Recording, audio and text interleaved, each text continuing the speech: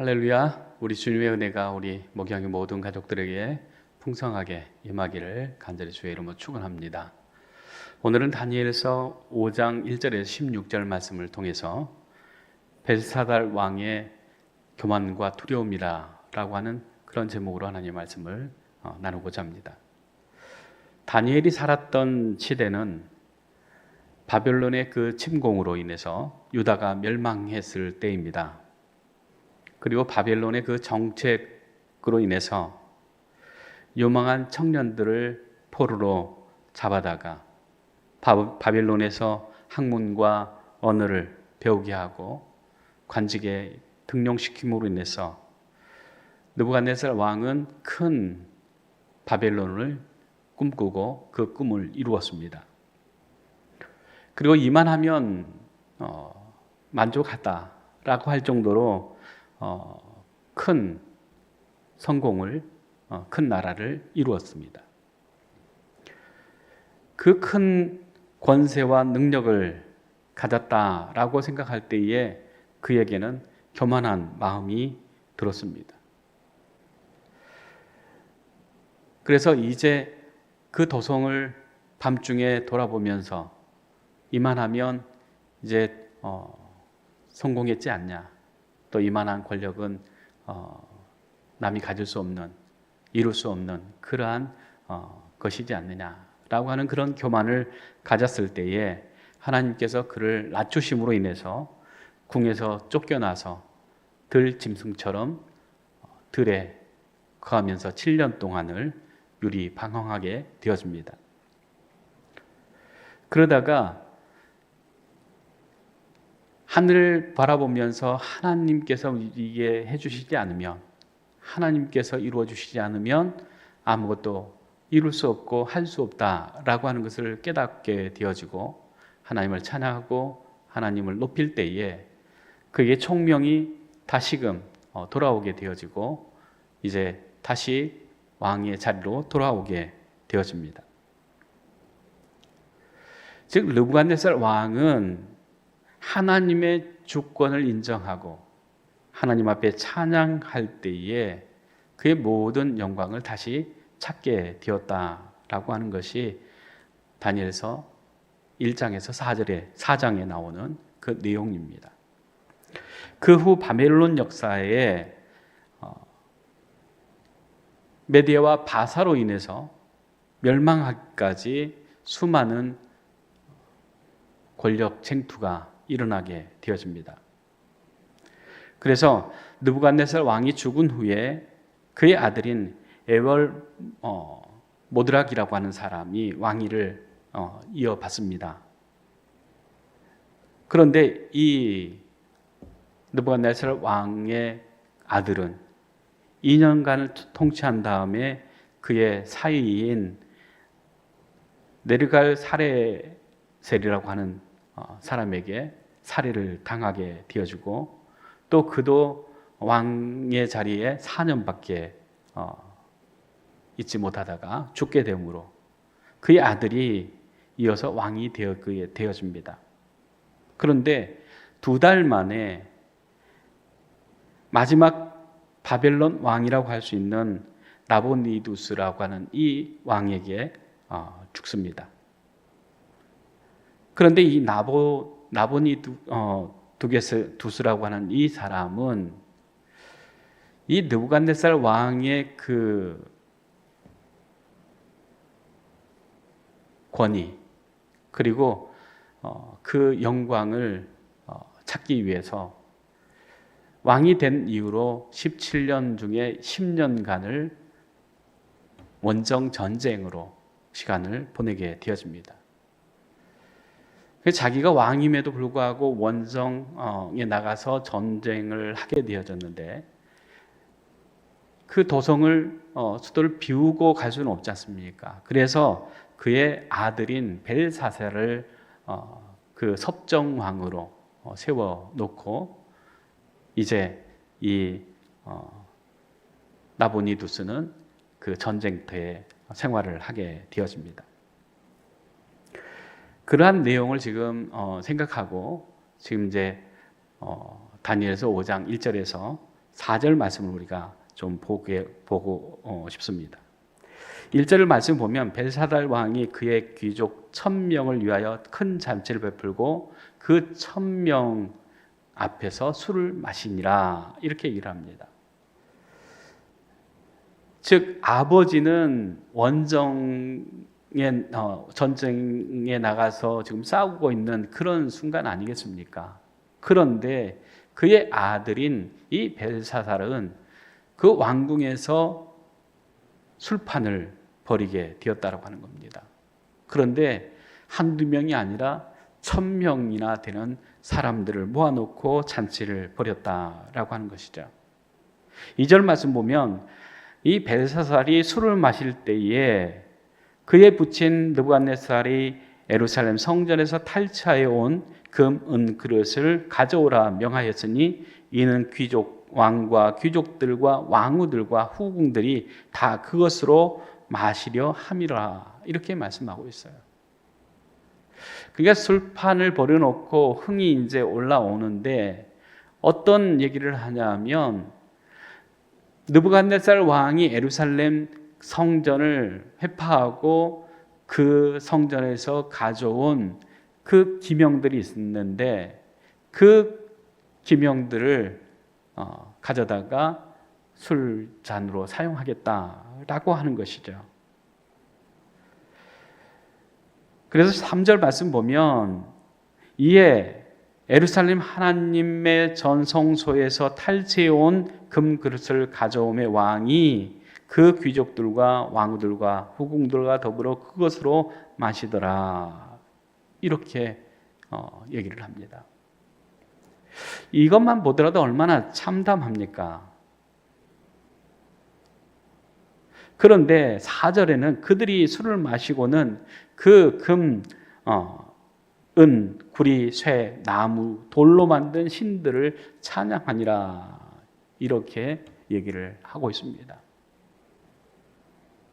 전쟁 중에 아버지는 지금 전쟁터에 나가서 전쟁하고 있는데 아들은 그 왕궁에서 술판을 벌여놓고 또한 하나님의 전에서 가져온 그 그릇들을 술잔으로 사용하면서 흥청망청 향락을 즐기고 있는데 그 향락의 끝은 뭐냐면 바로 춤과 노래가 있어야 되는 거 아니겠습니까?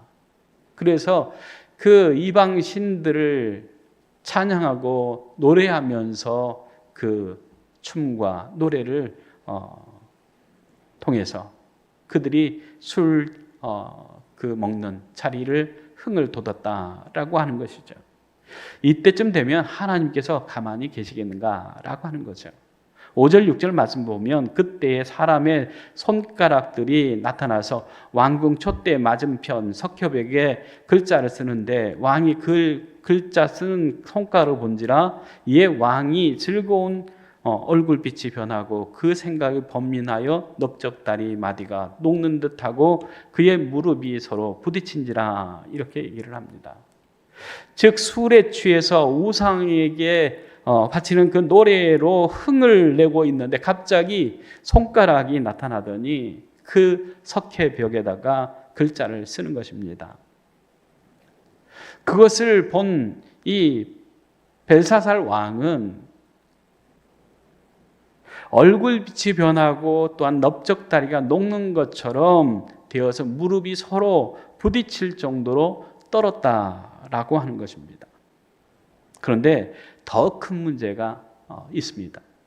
7절 말씀 보면 왕이 크게 소리질러 술객과 갈대아 술사와 점쟁이를 불러오게 하고 바벨론의 지혜자들에게 말하되 누구를 막론하고 이 글자를 읽고 그 해석을 내게 보이면 자주색 옷을 입히고 금사슬을 그의 목에 걸어주리니 그를 나라의 셋째 통치하로 삼으리라 이렇게 말을 합니다. 즉 벽에 쓴 글을 읽을 수도 또한 그것을 해석할 수도 없었다라고 하는 것이 문제입니다.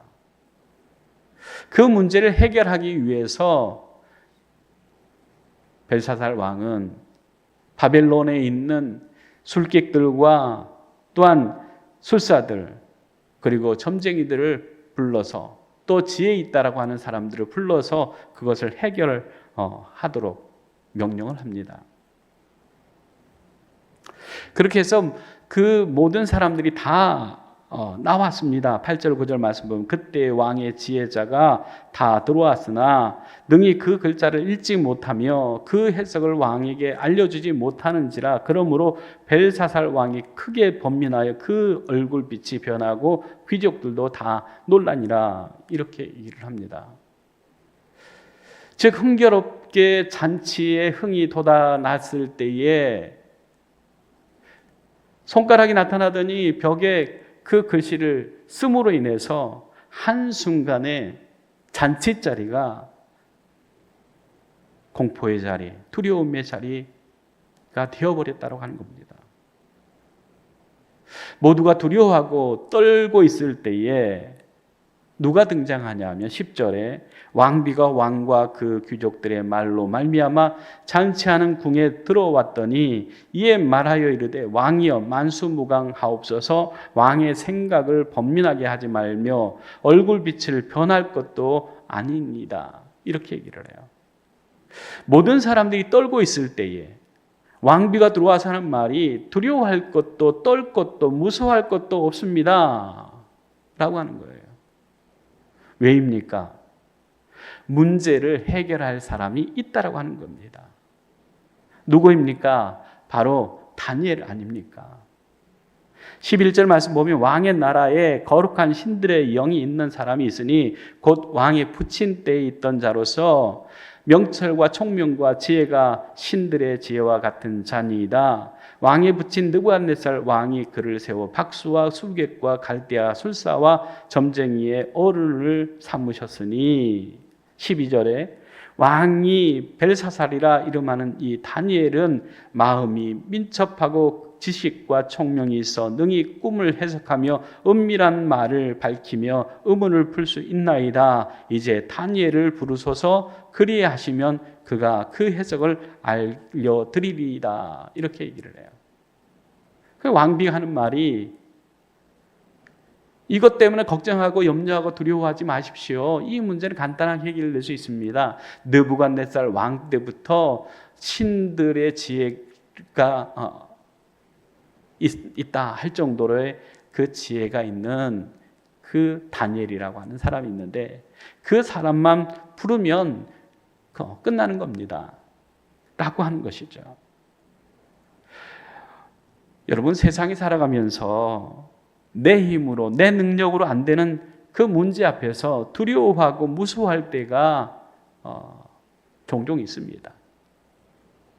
그런데 그때에 우리는 누구를 생각합니까?